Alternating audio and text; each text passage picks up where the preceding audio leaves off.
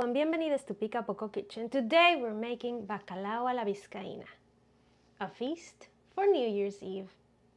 Vámonos! Bacalao a la Vizcaina is a dish originally from Spain, specifically from the Vizcaya region, where it takes its name and the cooking method. Bacalao means cod, but what's special about the bacalao used for this dish is that it's been dried and salted for preservation.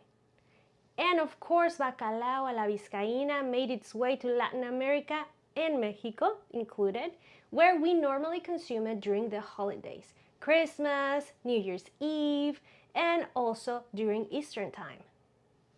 Our version of it is an adaptation or transformation from the original recipe. But of course, each cook will add their own tweaks to make it its own. It is a very simple recipe, but we do need a couple of date times to prep the fish. So let's get to it. Here's my dry salted cod. As you can see, it's covered in salt. You can feel it, you can smell it, and because of its packaging, it comes folded or sometimes in pieces, but that's perfectly fine. You can find it with skin, without the skin, with bones or without. And of course, without the bones will make your job easier. That way you don't have to be fishing them out later. First thing I do is rinse it under my tap water just to get the excess salt out. But there's still work to do. So what we're gonna do is soak, rinse, and repeat as many times as you think you need to. I did it 3 times. And the process is very simple. After rinsing your fish, put it in a bowl and cover it with water. Cover that bowl and let it sit on the fridge overnight. Next day, you're gonna do the same. You can repeat that process next day or half a day will be fine. Some people, to make this process faster, like to soak their fish the first time in milk.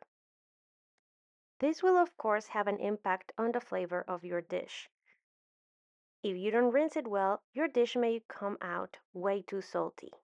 I also find that depending on the quality of the bacalao, you may find some that are saltier. For example, Norwegian bacalao, which is the best quality, will always require you soak it at least 3 times. Also, the better quality your bacalao is, once you finish soaking it and you tear it apart, you can use your fingers. Mine was medium quality, so I had to use a knife. We can put that in the fridge while we prep our sauce. For that, I have my pan heating on and I'm gonna roast 4 tomatoes, which I just holler on the top and made a little cross section, trying to make the skin easy to remove. After giving them a nice roast, I'm gonna take them back to my food processor. I'll remove as much skin as I can, but I won't worry too much about it. If you need to, you can add some water and set that aside. Now, in the big pan, we're gonna need a hefty amount of good quality olive oil. Remember, we're talking Mediterranean, so of course, if you have access to good Spanish olive oil, use that. I have 1 onion that I cut into juliennes. Of course, you can dice it if you prefer. I just like the feel of larger onions. So let's roast that for a little bit and then we'll be back. When my onion has a good color, I'm gonna add 4 very finely chopped garlics and I'm gonna bring my tomato sauce back. But I'm gonna run it through a sieve just to make sure it is super smooth, no seeds and no remaining skin pieces.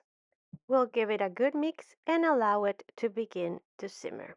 And now the party of flavors will begin. We're gonna start with 1/4 cup of capers, 6 or more banana peppers. I wasn't able to find banana peppers, so I'm using pepperoncini here. We're also going to add 1/2 cup of olives, my favorite, and 8 ounces of potatoes. I pre-cooked my potatoes and peeled them and cut them in halves. I'm using little potatoes, but you can use bigger potatoes, cut them smaller, and even add them raw and let them cook with everything else. I'm also adding 1/4 cup of almonds without their skin. Now I'm going to add my fish. Give it a little stir and cover it up to let it do its thing. I came back around 8 to 10 minutes later, open it up, and now give it another stir. And we're gonna allow for the excess liquid to reduce. We don't want to get rid of all of it, but we don't want it too soupy. Don't forget to come back later and give it a little taste for seasoning. If your bacalao is good quality, it will taste intense and will have the perfect amount of seasoning.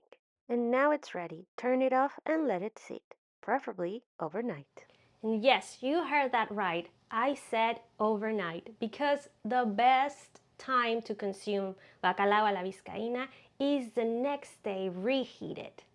I also forgot to add my parsley, so I added while I was reheating it.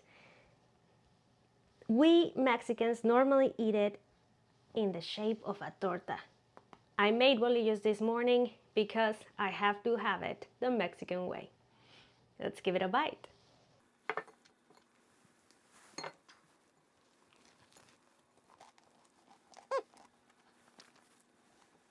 At this point, all the flavors had settled in and it becomes an explosion. The dish will depend on the quality of your bacalao. So if you have access to Norwegian bacalao, that will be the best one to use.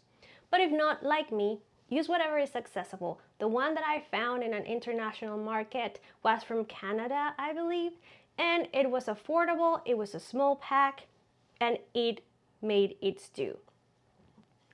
I really hope you give it a try. And if you like this recipe, just like this video, please share it with your friends. Like, subscribe, and be notified. And for more, follow me on the socials. I will be taking next week just to get some things done around my house, but I'll be back the second week of January. I wish you a very happy new year, and I'll see you soon. Adios, amigues.